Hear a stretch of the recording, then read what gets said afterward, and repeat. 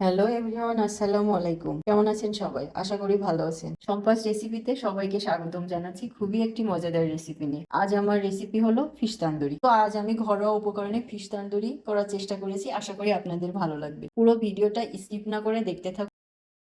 প্রথমে আমি মাছটাকে ভালোভাবে ওয়াশ করে নেব। কিভাবে আমি ওয়াশ করব সেটা আমি আপনাদেরকে দেখিয়ে দিই। প্রথমে দিয়ে দেবো পরিমাণ মতো লবণ, এক টুকরা লেবুর রস।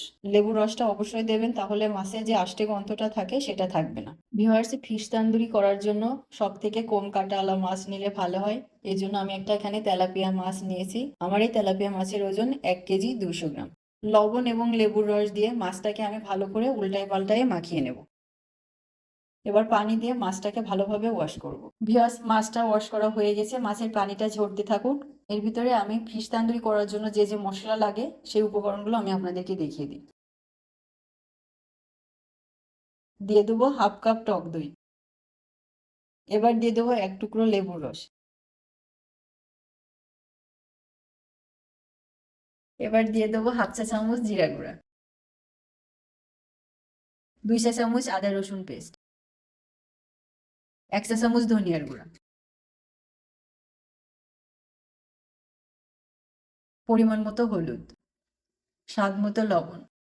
দিয়ে দেবো 1 চা চামচ শুকনা মরিচের গুঁড়া। দিয়ে মশলাটাকে আমি ভালো করে হাত দিয়ে মাখিয়ে নেব। ভিউয়ার্স, যদি বাসায় টক দই থাকে তাহলে টক দইটা দিতে পারেন, আর যদি টক দই না থাকে তাহলে 1 কাপ দুধের ভিতরে 1 টুকরো লেবুর রস দিলে সেটা টক দই হয়ে যায়।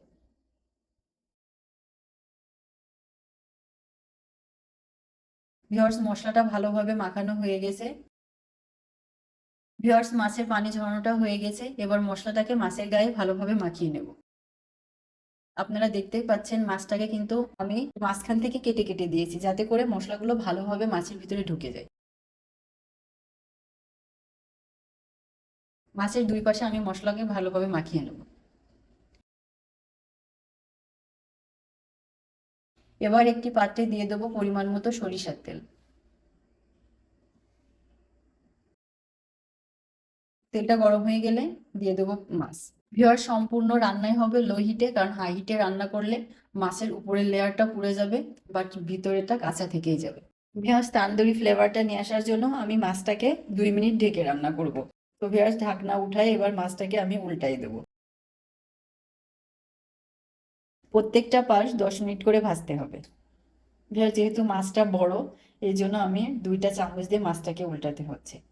এবার একটা ব্রাশ দিয়ে আমি মাছের যে তেলটা আছে সেটা উপরে লাগিয়ে দিচ্ছি, তাতে করে মাছে একটা ভালো ফ্লেভার আসে। তো ভিউয়ার, দেখতে পাচ্ছেন একদম ঘরোয়া উপকরণে এবং সম্পূর্ণ সিম্পল ওয়েতে আমি ফিশ তান্দুরি করে আপনাদেরকে দেখালাম।